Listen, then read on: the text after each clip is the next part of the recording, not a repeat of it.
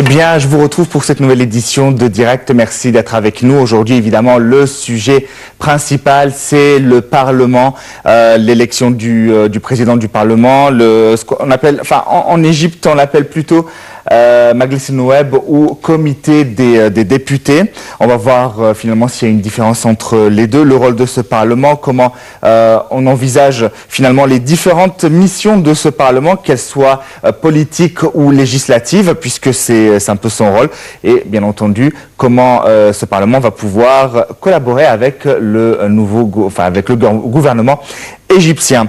Avant cela, bien entendu, on va commencer par notre volet actualité. Je commence avec la Corée du Nord. L'armée américaine a déployé un bombardier lourd au-dessus de la Corée du Sud hier, démonstration de force après l'essai de bombes H revendiqué par la Corée du Nord et que son dirigeant Kim Jong-un a justifié comme un acte d'autodéfense. L'annonce du 4e essai nucléaire nord-coréen a par ailleurs suscité une escalade de condamnation internationale. Mohamed El-Hommoussani donne les détails.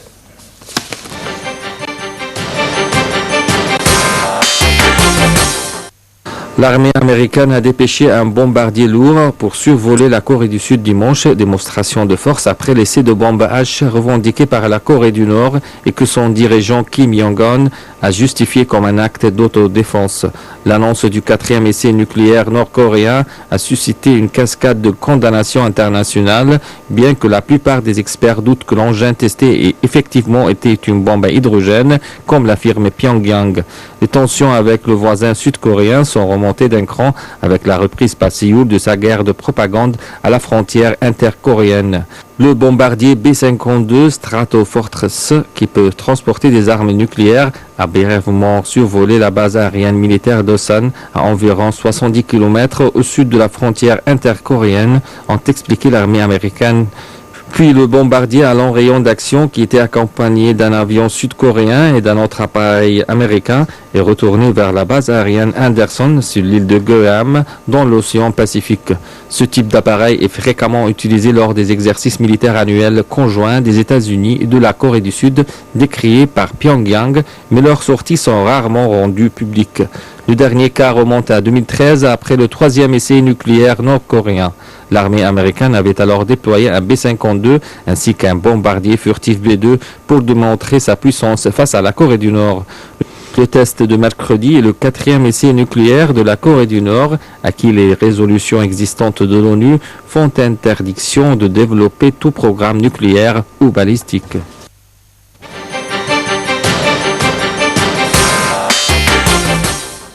On continue notre volet d'actualité. Cette fois-ci, on passe à la Ligue arabe. Comme vous le savez, une tension règne entre Riyad et Téhéran. Les pays de la Ligue arabe ont d'ailleurs exprimé à ce sujet leur solidarité avec l'Arabie saoudite face aux actes hostiles de l'Iran. La Ligue arabe a par ailleurs qualifié les déclarations de Téhéran au sujet des exécutions d'ingérence flagrante dans les affaires internes du Royaume d'Arabie saoudite. Je rappelle que les tensions entre les deux pays ont fait l'objet de réactions internationales. Washington espère que le calme ou l'accalmie interviendra entre les deux pays. Tout de suite, commentaire de Mohamed El-Hommoussani.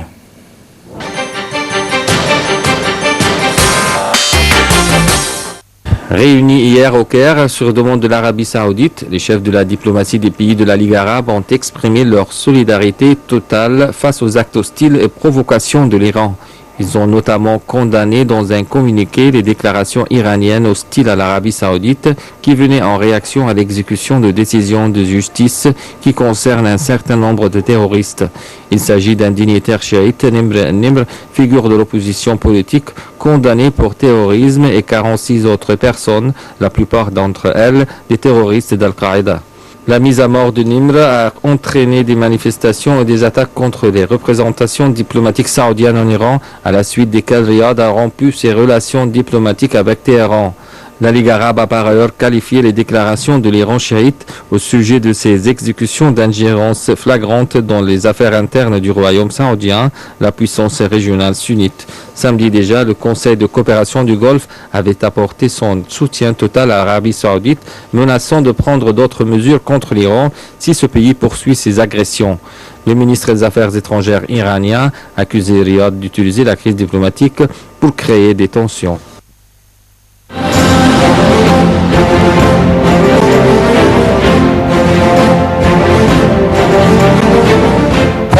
c'est l'Égypte, son histoire et sa civilisation, mais c'est aussi l'Égypte moderne, celle que vous connaissez sûrement beaucoup moins.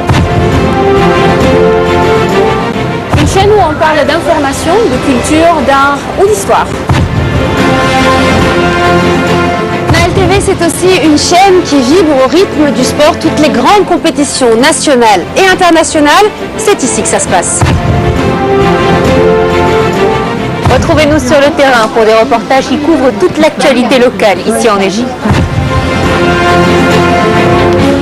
Expositions, concerts, spectacles, toute la culture sur Nile TV International. Nile TV, c'est la chaîne qui vous fait vivre à l'heure égyptienne. Nile TV aborde tous les thèmes qui vous intéressent. Infos, débats ou analyses, c'est sur Nile TV International.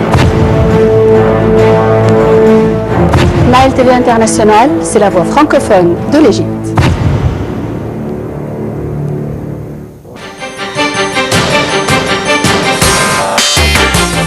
Nous évoquions il y a quelques instants le Parlement, la Ligue de la Ligue arabe qui est de tout cœur avec l'Arabie saoudite face aux hostilités de l'Iran. Et pour avoir plus de détails, Dr Essam Abdel Fattah est avec nous, analyste politique. Bonsoir Dr Essam. Bonsoir. Merci d'être avec nous. Si vous pouvez nous faire le point sur finalement où en sont les tensions entre Riyad et Téhéran actuellement. Bien, la réunion qui s'est tenue dans la Ligue arabe, en fait, c'est une réunion du bureau exécutif du Conseil des ministres arabes. Et puis, ça, c'est-à-dire au niveau ministériel. Il faut noter aussi que cette réunion est une réunion extraordinaire, c'est-à-dire une réunion qui s'est tenue pour se focaliser sur une question urgente. À la suite des attaques, en fait, qui ont ciblé les représentations diplomatiques saoudiennes à Téhéran. Et on a vu aussi qu'une position, abjecte de la part du gouvernement iranien, étant donné que le gouvernement iranien a renoncé, en fait, à intervenir ou empêcher les manifestants de prendre d'assaut les représentations diplomatiques saoudiennes. Ça veut dire, il y a un certain compromis quand même. Et puis, donc, c'est une réunion, alors on peut dire urgente. Alors, cette réunion a été soldée par la prise de quelques décisions très importantes. C'est-à-dire à la suite d'un mémorandum qui a été présenté par la délégation saoudienne, c'est la délégation permanente de l'Arabie saoudite. Alors, on est arrivé à un certain nombre de conclusions. La première, par exemple, c'est unanimité de tous les membres à condamner les attaques iraniennes à l'encontre, des manifestants iraniens à l'encontre des représentations diplomatiques. Donc c'est une condamnation de cette attaque. Puis après, condamnation aussi des communiqués qui sont sortis du gouvernement iranien, parce que ce sont des communiqués qui incitent en fait tous les chiites du monde arabe à s'élever contre leur gouvernement. Et puis, on va aussi, troisième point, c'est la solidarité complète des pays arabes avec l'Arabie saoudite, et aussi une condamnation du gouvernement de la République islamique d'Iran à cause de ses ingérences continues au sein des affaires intérieures de tous les pays arabes, comme par exemple les Émirats, Bahreïn ou bien la région du Golfe. Et réclamation présentée toujours au gouvernement iranien et même à toutes les instances internationales d'empêcher l'Iran d'intervenir ou de recourir aux provocations provocation confessionnelle, si vous voulez. Il y a toujours une accusation de la République islamique d'être toujours à l'origine des conflits confessionnels ou des litiges confessionnels qui se déclenchent de temps à autre au sein des pays arabes. Ouais, d'autant que les deux pays, en fait, ce sont deux, disons, cultures qui s'opposent dans la région. L'Arabie saoudite plutôt wahhabiste et sunnite contre le chiisme de l'Iran. Peut-être des tensions futures, justement, si on rentre dans cet esprit de confrontation entre communautés. Oui, moi je ne veux pas aller jusque-là, puisqu'il y a beaucoup de chiites aussi dans les pays arabes. Regardez par exemple Bahreïn où il y a beaucoup de chiites. Et aussi au Liban, il y a des chiites. C'est la raison pour laquelle, par exemple, que le représentant ou le ministre libanais des Affaires étrangères, il s'appelle Goubran Bassil, lui, il a refusé simplement. Il a gardé silence. Il n'a pas voulu voter, par exemple, pour les conclusions finales de cette réunion, étant donné que le Liban, il y a aussi des chiites. C'est-à-dire qu'il n'a pas voulu condamner quand même le parti de Hezbollah, un parti chiite au Liban. Mais en tout cas, c'est une condamnation de la position politique de la République islamique iranienne et aussi de ses ingérences. On a vu ces ingérences, par exemple, au Yémen et en Syrie, certainement, et au Liban, et en Irak, bien entendu.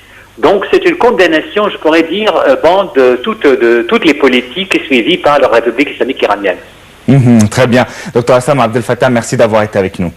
Et je termine cette tranche, disons, d'actualité avec ce dernier commentaire. Le nouveau Parlement égyptien a tenu aujourd'hui sa session. Après avoir prêté serment, les députés ont élu le docteur Ali Abdelal comme 42e président du Parlement.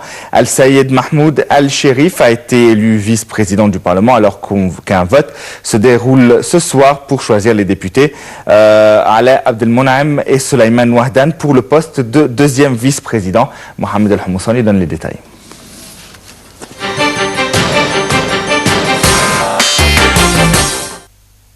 Lors de la session inaugurale retransmise à la télévision, les députés ont prêté serment à tour de rôle. Ils ont par la suite élu Ali Abdelal, un juriste, président de la Chambre. Abdelal a obtenu 401 voix, devançant ainsi 6 autres candidats. El-Sayed Mahmoud El-Sherif a été élu hier adjoint du président du Parlement. Un second tour doit avoir lieu aujourd'hui pour choisir entre les députés Alaeddin Abdelmonem et Soleiman Wahdan comme deuxième vice-président. Dans un discours prononcé à l'issue de son élection, Dr Abdelal s'est engagé à défendre la démocratie et les principes des révolutions du 25 janvier et du 30 juin. Il a salué le président Abdel Fattah el-Sisi, l'armée et la police pour avoir achevé les étapes de la feuille de route mise en place après la destitution du président islamiste Mohamed Morsi. L'Égypte était son parlement depuis juin 2012, lorsque l'Assemblée dominée par l'organisation terroriste des Frères avait été dissoute par la Cour constitutionnelle en raison d'un vice juridique. Lors des législatives achevées fin 2015, le taux de participation a atteint 28,3%. La coalition pour l'amour de l'Égypte a remporté la totalité des 120 sièges destinés au parti. Le Conseil des députés est formé d'au moins 450 membres élus au suffrage universel, en plus d'un nombre de députés choisis par le président de la République.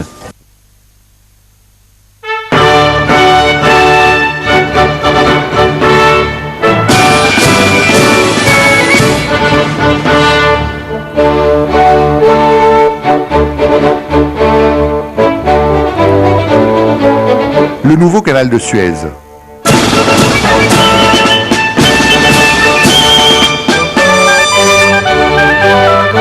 Un projet national.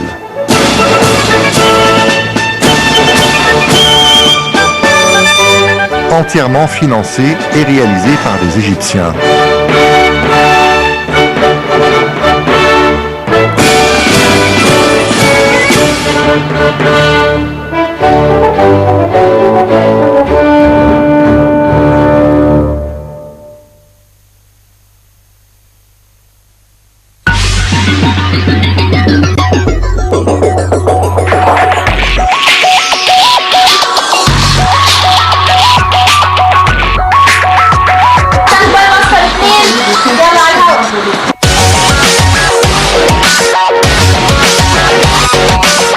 Ravi de vous retrouver et une nouvelle édition de Direct.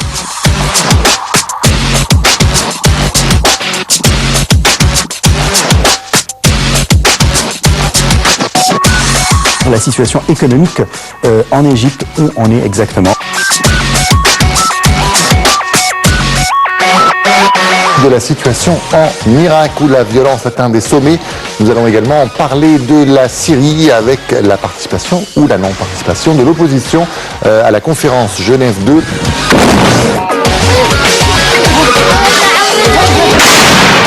C'est c'est dans la joie et la bonne humeur que les Égyptiens sont descendus par milliers pour célébrer les 40 ans de victoire de la guerre d'octobre.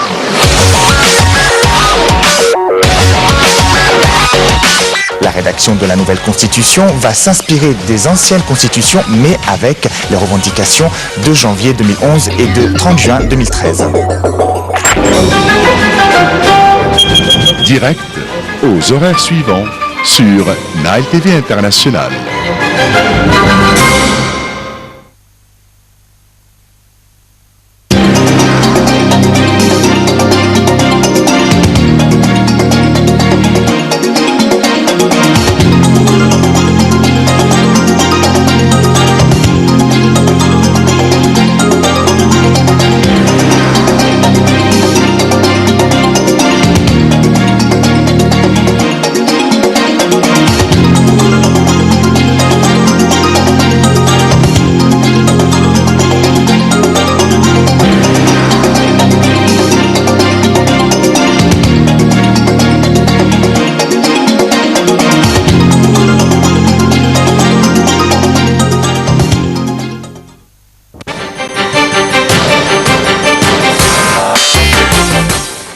Eh bien, aujourd'hui, notre sujet va évoquer le Parlement, ses premières sessions. On va voir quelles sont ses responsabilités, comment finalement les membres de ce Parlement, ou plutôt comme on le dit littéralement en égyptien, Majlis al-Nouab, ou le comité de députés, va pouvoir exécuter ses missions, qu'elles soient législatives ou politique, comment les députés vont répartir leurs commissions et leurs missions. Finalement, pour en parler davantage, Dr Mahmoud Sabet est avec nous. Vous êtes historien, bonsoir. Bonsoir. Avant peut-être de commencer avec le Parlement actuel, si on fait un petit rappel historique du Parlement en Égypte, quand est-ce qu'il a été mis en place? Ils ont commencé avec le Majlis al-Nouab, le premier Majlis al-Nouab était en 1866. D'ailleurs, juste une petite parenthèse, il y a une différence entre Parlement et comité, parce qu'on dit Majlis al-Nouab, donc comité de députés. Est-ce qu'il y a une différence entre les deux? Au début, non. C'était vraiment une sorte de consultatif pour le chef d'État à l'époque.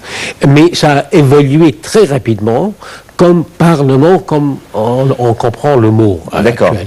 Alors, le Parlement égyptien, c'est vers 1878, a commencé avec sa première constitution. Il y a eu une constitution qui a été écrite pour ce Parlement. Mettre en place un Parlement, d'accord. Et puis, le chef d'État est devenu un chef d'État, par exemple, un chef d'État constitutionnel pendant une petite période, mais il a été plus ou moins mis à la porte par, à vrai dire, d'autres intérêts étrangers.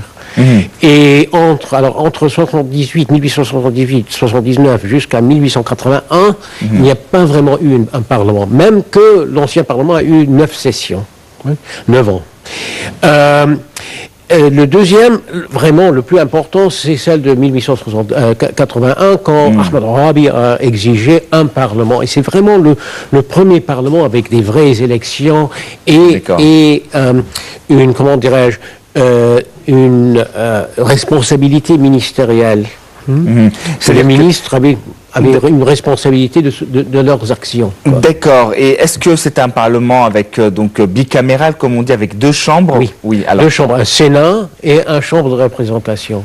À l'époque. De l'Assemblée, enfin l'Assemblée nationale. D'accord. Ou l'Assemblée du peuple, comme on l'appelait auparavant. Maintenant que le Sénat a été dissous, est-ce que ça aura un impact justement sur...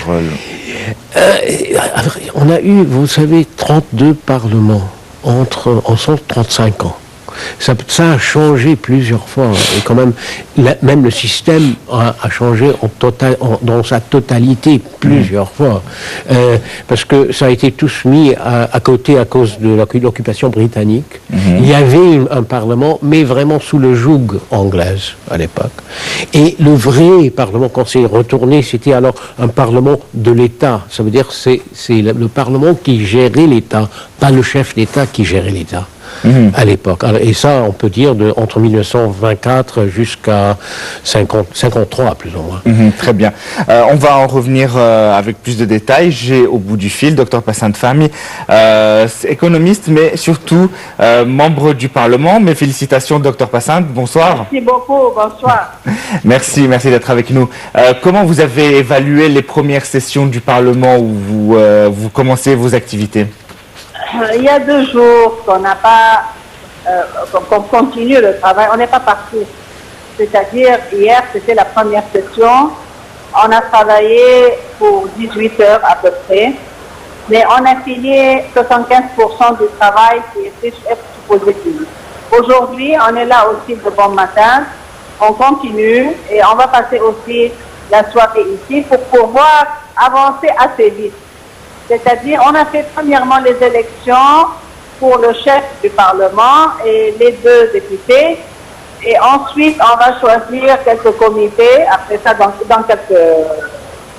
dans quelques minutes, on va recommencer de nouveau pour choisir les comités pour qu'on puisse travailler depuis demain matin. C'est-à-dire, on a une longue liste à faire de travail, c'est-à-dire les lois qui ont été faites durant l'ancien président Hadi Mansour et monsieur le président Sissi. On a une longue liste de lois à reviser et aussi on a aussi d'autres lois qu'on doit les former selon la Constitution. Alors c'est un long travail pour 15 jours au moins pour qu'on puisse, si vous voulez, lancer le nouveau plan, écouter le gouvernement, le plan du gouvernement et voir si nous avons par exemple, des points à faire ou des commentaires à faire. Ou sinon, on va commencer tout de suite à, commencer à implémenter le programme du gouvernement.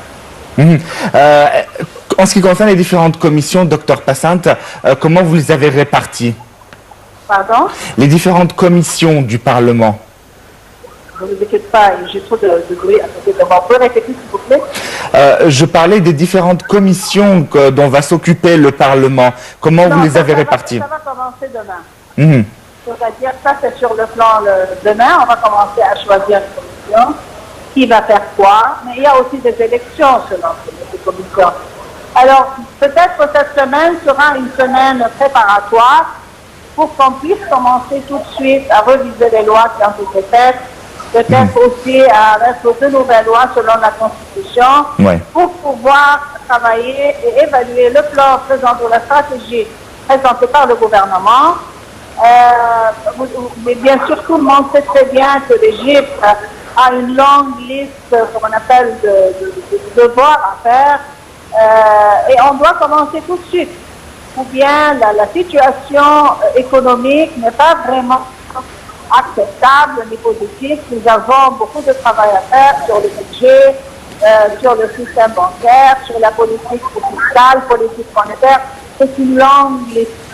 Alors nous devons, après la formation des commissions, commencer tout de suite à travailler.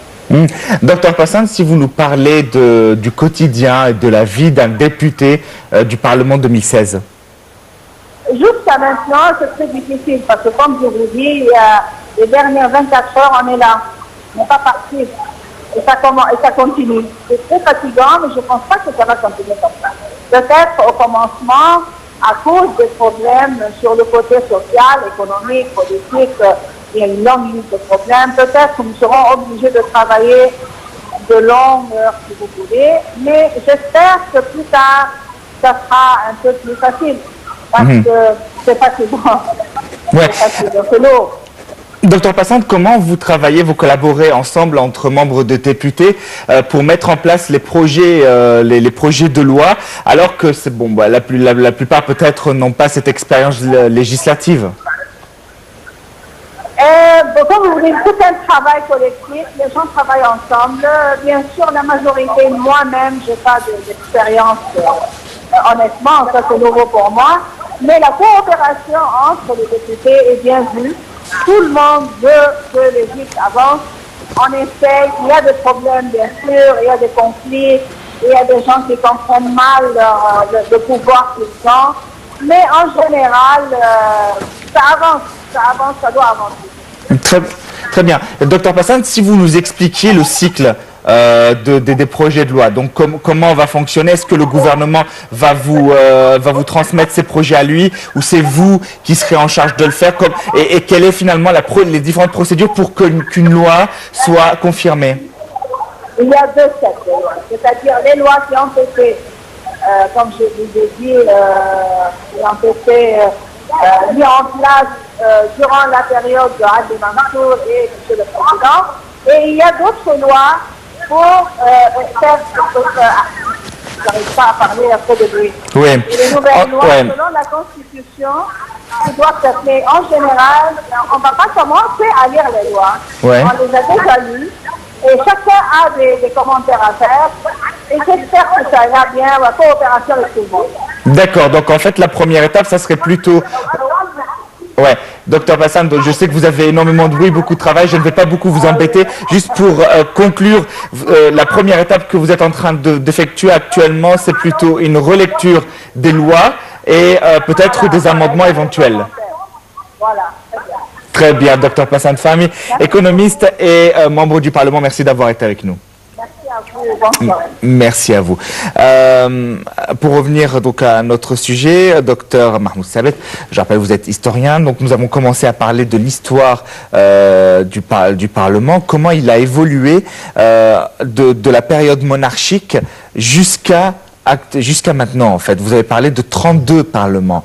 On ne va pas les faire tous, mais en tout cas, on va tracer les grandes lignes. Il y a des phases, on peut dire des phases. Il y a la phase avant l'occupation britannique, qui a été, en mon opinion, une des phases la plus très libre dans ce sens, et très progressif et très intéressante même. Parce que ça a été fait par les efforts des Égyptiens. Et en plus, c'était des Égyptiens qu'ils ont vécu, qu'ils étaient en France faisant leurs études, ils étaient témoins aux révolutions de 1848. Alors ils étaient très influencés par ce qu'ils ont vu en Europe à cette époque. Mais ce que je veux dire, c'est que le moment que l'occupation britannique est venue, alors tout a changé. Et le prochain Parlement, plus ou moins quasi libre, on peut dire, c'était à partir de 1921-22. Et c'était vraiment avec la nouvelle constitution de 1921, une qui a été plus ou moins poussée un peu par les Anglais. Mais et c'était ce Parlement qui a aussi évolué plusieurs fois. Mais il faut quand même dire qu'à cette époque, les parlements, c'était des luttes entre des partis politiques. Et le moment qu'une partie politique avait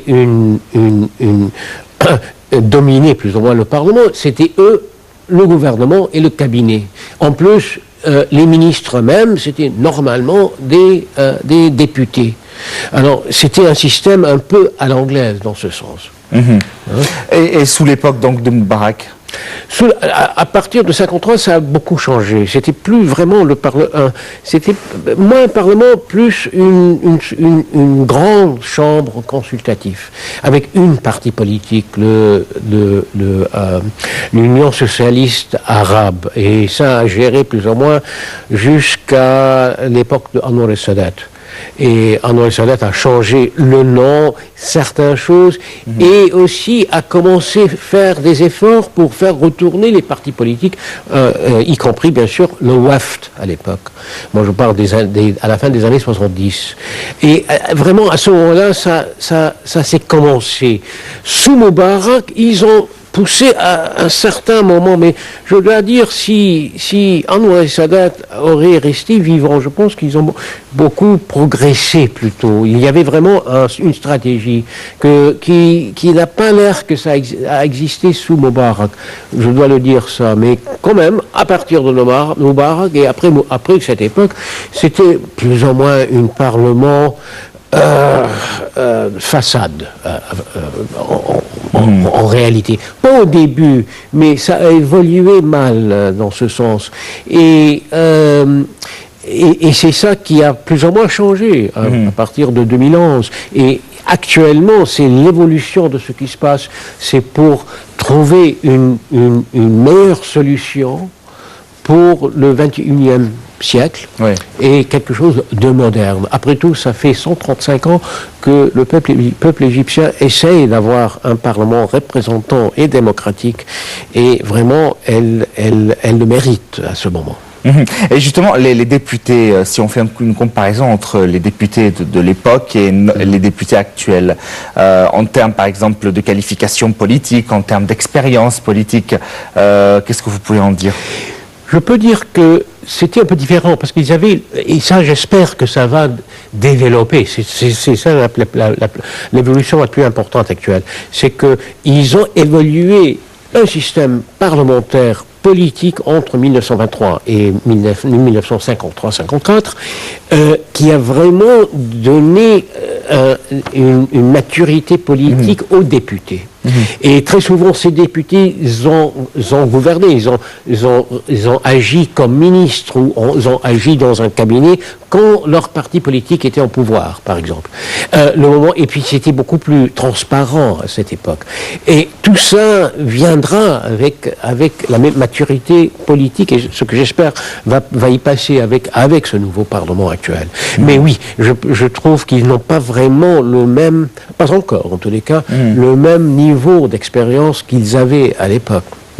Et en termes de représentativité, est-ce que, disons, les anciens parlements étaient vraiment représentatifs du peuple ? Je dois dire, parce qu'il y a une étude là-dessus sur le premier parlement, par exemple, et que c'était absolument représentant de cette époque, de l'époque avant l'occupation britannique. Après, ça a changé. Et quels étaient les secrets du premier parlement pour être aussi représentatif ? Parce que c'était l'État avait des vrais problèmes et ils devaient vraiment résoudre ces problèmes, et ils avaient besoin d'une unité de tout le monde. C'est pour ça. En plus, le chef d'État était, le Khedive Ismaïl à l'époque, était très il n'était plus puissant. Il a perdu son pouvoir à cause des dettes que l'Égypte avait. Et c'est vraiment à cause de ça qu'une vie politique a commencé. Et c'était plus ou moins... on peut voir ça dans les élections et qui ont été élus comme députés. C'est très intéressant dans ce sens. Plus tard, c'est intéressant parce que ceux qui ont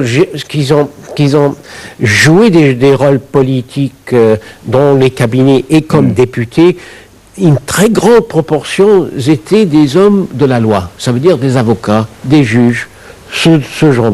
La loi, par exemple, ceux qui venaient de la loi.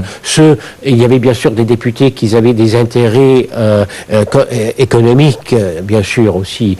Mais disons que c'était un parlement dominé par ceux qui avaient des terres, c'est pas vraiment la réalité. Ce qui est la réalité, c'est que ceux qui pouvaient vraiment rentrer et voter avaient besoin d'un niveau économique.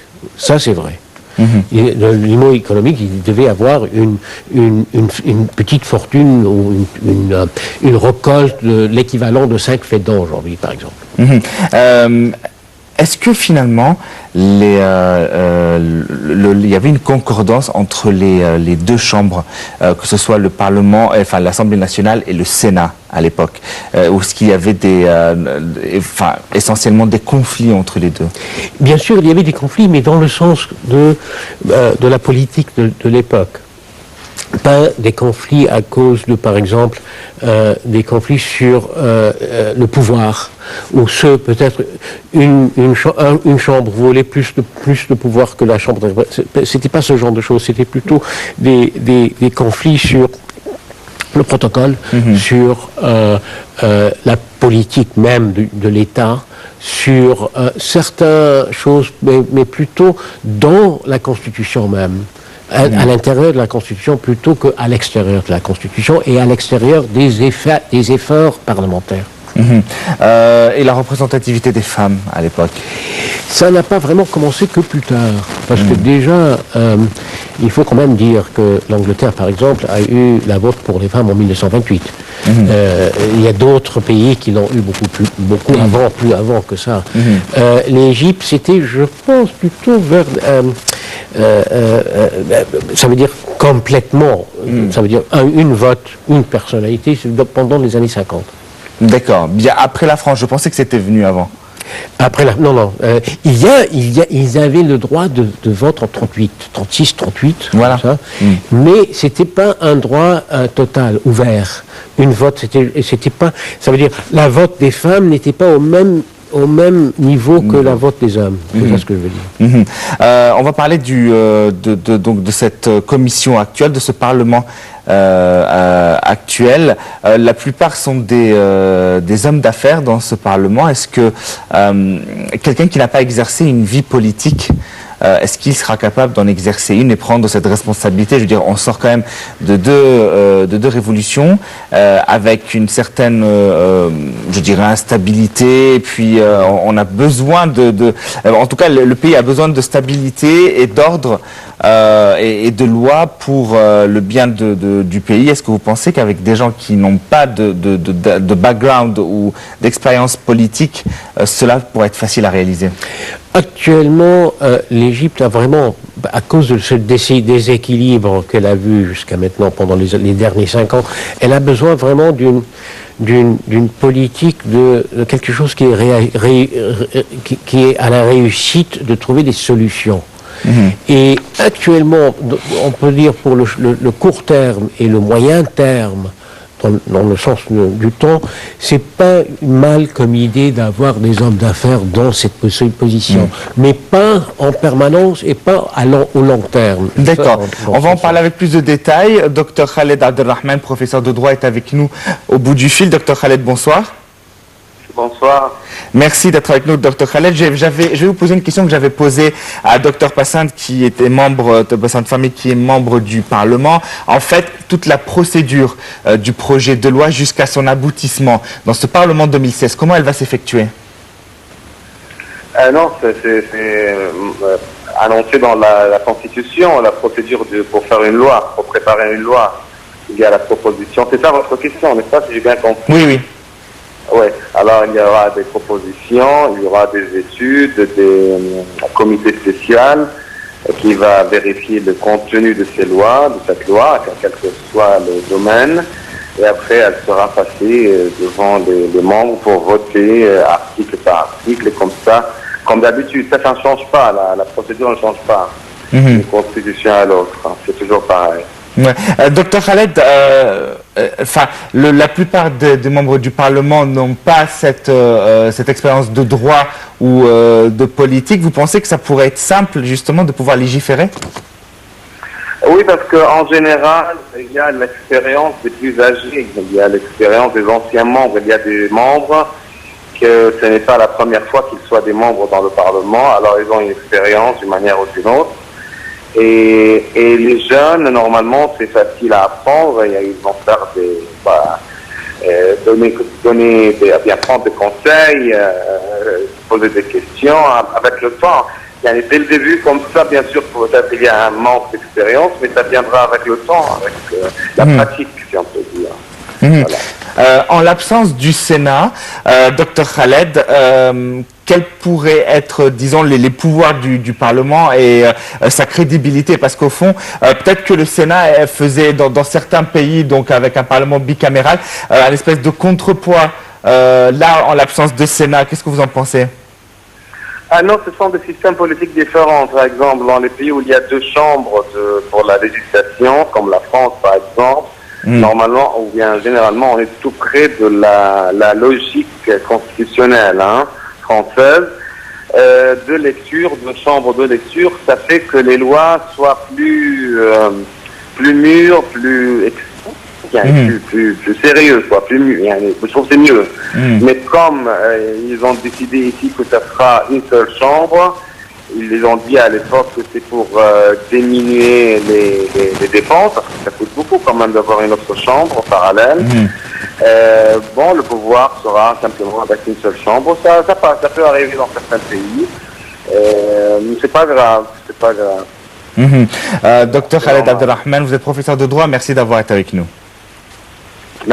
Merci. Merci à vous. On revient vers vous, docteur Mahmoud Sabet. Vous êtes historien et nous étions en train justement d'évoquer ce côté finalement d'homme d'affaires vous avez dit avant que je prenne le téléphone, vous avez dit que c'était une idée pas mal justement pour la situation du pays. Est-ce que vous pouvez développer? Pour le moment, au court terme, moyen terme, oui.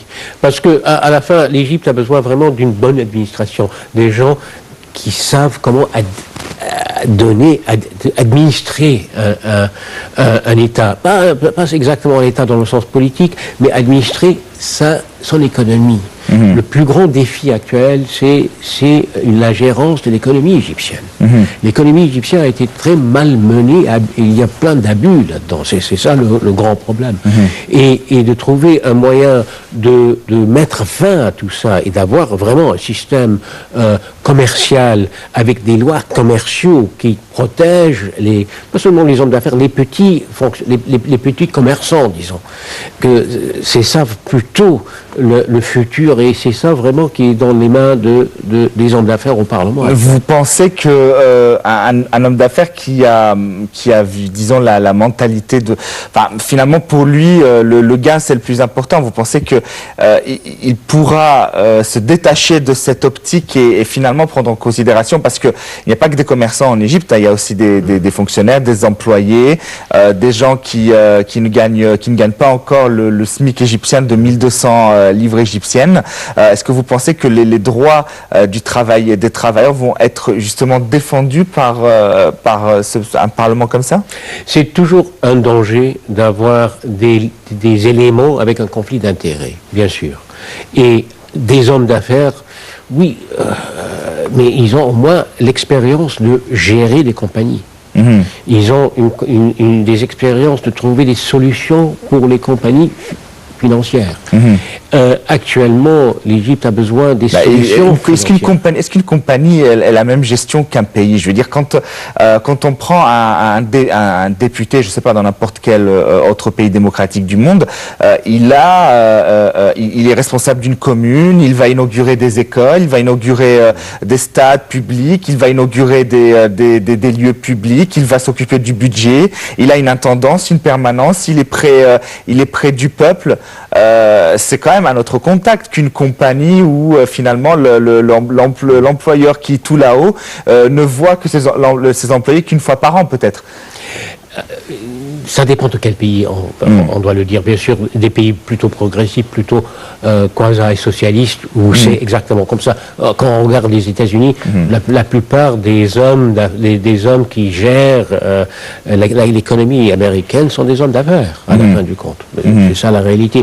Est-ce qu'il y en a des politiciens professionnels? Oui, bien sûr, mais de base, pour devenir des députés, ils ont besoin d'avoir un certain capital, et bien sûr c'est un peu ça, et c'est un peu ça la situation en Égypte actuelle. Est-ce qu'on peut vraiment devenir député et être élu si on n'a pas un capital derrière nous?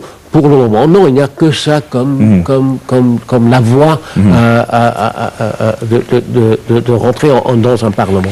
En tout cas, vous avez évoqué l'économie, et c'est vrai que l'absence de Parlement était, disons, le point noir dans la politique égyptienne. C'est ce qui baissait un petit peu la crédibilité. Je pense qu'avec un Parlement, peut-être que les autres pays du monde nous verront les institutions égyptiennes, disons, stabilisées et d'une autre manière, plus positive. Qu'est-ce que vous en pensez? Pour moi, c'est très important qu'il y ait un Parlement, parce que le moment qu'il y a un Parlement, il y a une certaine stabilité, et pas seulement une certaine stabilité, il y a vraiment des députés qui sont face à face au peuple et aux problèmes du peuple.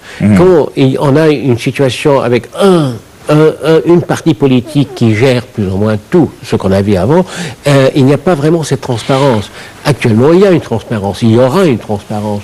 Et il y aura, si une ministre ne fait pas son travail, ou des députés sont en train de rentrer dans un certain abus de pouvoir, il y a d'autres députés leur rivalerie, c'est ça ce qu'on voit toujours quand il y a des rivaleries dans un Parlement. Et il y a toujours, ça devient beaucoup plus honnête. Ouais, et vous parlez de rivalité, justement. Bon, un parlement dans n'importe quel pays du monde, c'est ça un petit peu disons, une espèce de match entre les différentes coalitions politiques et entre les différents partis politiques pour asseoir son pouvoir. C'est la nature d'un parlement. Qu'en est-il en Égypte? Est-ce que ça va être le cas, cette ambiance aussi de compétition, de concurrence? Pas encore. Ouais. Vraiment parce qu'il n'y a pas en tout cas, il y a quand même des gens qui ont quitté des coalitions pour aller dans d'autres, qui passaient d'une liste uninominale à une liste donc de partis. Enfin voilà, donc il y a quand même eu des mouvements au sein de ces députés. C'est toujours très très tôt, vraiment, parce que c'est vrai, il y a des coalitions, il y a des intérêts qui se sont rentrés ensemble plus ou moins, mais c'est pas vraiment permanent, c'est très temporaire pour le moment. C'est tout nouveau. Il y a combien d'indépendants qu'ils ont rentrés dans le Parlement actuel, qui sont pas vraiment liés à des partis politiques. Et même les partis politiques n'ont pas vraiment rentré dans des coalitions avec d'autres partis politiques. Alors, on va voir tout ça. C'est ça, vraiment, qui sera très très intéressant de voir la façon qu'il y aura des coalitions dans le futur. En tout cas, si d'après ce que je viens de voir, de ce qu'on est venu de voir, ce qu'on a vu avec l'intervention de Dr Passan Fahmy, c'est que l'instant présent est fait pour le travail, pour relire un petit peu les lois anciennes. Justement, est-ce que ce sont des lois qui ont été mises en place par le procureur Adli Mansour et puis donc par le chef de l'État Abdel Fattah el-Sisi? Est-ce que ce sont des lois peut-être qui ont besoin de quelques révisions ou c'est juste pour vraiment un travail de vérification tout simple? Plutôt, non, c'est pas vraiment ça, seulement ça, parce qu'il y a une énorme quantité de décrets qui ont été faits à l'époque de Moubarak. Ces décrets n'ont jamais vraiment été mis dans... Parce qu'il y a certains décrets qui sont complètement contradictoires. Mais j'ai pas l'impression qu'ils s'en occupent, parce que j'ai l'impression, d'après ce que j'ai entendu de Dr Passant, c'est que, disons, le point zéro de ce Parlement, c'est à partir du procureur, donc le président par intérim, procureur Adli Mansour. Je ne sais pas, est-ce que les lois qui ont été faites précédemment vont être étudiées? Je ne sais pas si... Il y a des décrets qui ont été faits, qui sont toujours il y a une énorme quantité de décrets, pas seulement de Moubarak, mais les décrets de l'époque de Nasser, par exemple, qui sont toujours sur des livres, qui sont, soi-disant, ils sont là. Ils sont très, très souvent, ils sont jamais appliqués, mais quand même, ils sont... Ah ouais, donc impossible finalement de faire table rase du passé. Mais c'est plutôt ça, parce que c'est trop il y a une énorme confusion. Moi, je me rappelle très bien à l'époque du loi 43, quand la loi 43 est rentrée. La loi 43, c'était le premier loi pendant les années 70 qui était la base de l'Infeter en 74. Et cette loi avait 36 contradictions. Parce que les anciennes lois, qu'ils étaient toujours là, les lois socialistes, les lois très marxistes presque, qu'ils ont été mis vers la fin des années 50, ils étaient toujours là. Et ils le sont toujours, entre parenthèses. Alors, moi je ne dis pas qu'ils vont travailler là-dessus, mais certainement, les décrets, les choses qui ont été mises comme loi et comme gérance temporaire, et pour les moments d'urgence que l'Égypte a vu, tout ça doit être étudié et vraiment une uniformité doit être mise. C'est un peu nettoyer la chambre, on peut dire. Une chambre, enfin dans la vie d'un parlement, dans la vie politique, il y a donc souvent des malentendus entre le gouvernement, entre le parlement, et dans un pays comme la France, on peut faire ce qu'on appelle une dissolution. Est-ce que on a le même pouvoir en Égypte, ou finalement le parlement a une plus grande autorité ici? Elle a théoriquement une autorité plus grande, mais c'est-à-dire qu'elle est un petit peu comme elle ne sait pas, elle n'a pas vraiment appliqué, parce que c'est tout à fait nouveau. Et il y a aussi un manque de maturité, parce que c'est tout à fait un système nouvel aussi. Qu'est-ce qu'il y a de nouveau finalement dans ce système? Il n'y a pas le Sénat, par exemple. Ouais. Et est-ce que finalement ce Parlement bénéficie parce que ça, cette immunité, cette impossibilité de dissolution, c'est plutôt pour le Sénat. Est-ce que ce Parlement égyptien bénéficie, entre guillemets, je dirais, de cette immunité? Je pense qu'ils ont évité de mettre ça pour le moment parce que c'était plus simple d'avoir seulement une chambre de députés. Éventuellement, ils auront besoin de quelque chose qui fera le travail d'un Sénat. On va voir, mais c'est un point faible, mais pour le moment c'est temporaire, je pense, parce qu'actuellement ce Parlement aussi a une partie de leur travail sera de trouver un système plus moderne pour un Parlement et pour gérer l'administration administrative d'Égypte. Mais pour conclure, donc ce Parlement, c'était la dernière étape de la feuille de route, une feuille de route que les Égyptiens, le monde entier attendaient d'être complète. Est-ce que nous commençons vraiment les rouages d'un nouveau système ou on attend encore de voir? Non, ça recommence. Ils n'ont plus le temps de trouver des solutions temporaires. Maintenant, il faut trouver des solutions permanentes et espérons que les décisions qu'ils vont faire sont des décisions justes. Parce que actuellement, on est en train de refaire tout à nouveau maintenant. Et c'est le commencement, c'est vraiment le commencement et le commencement d'une évolution. Ce sera différent plus tard. Inch'Allah, comme on dit chez nous. Merci, Dr Mahmoud Sabet, vous êtes historien, merci d'avoir été avec nous. Merci à vous, chers téléspectateurs, de nous avoir suivis. Je vous retrouve très bientôt. Excellente soirée à vous. Au revoir.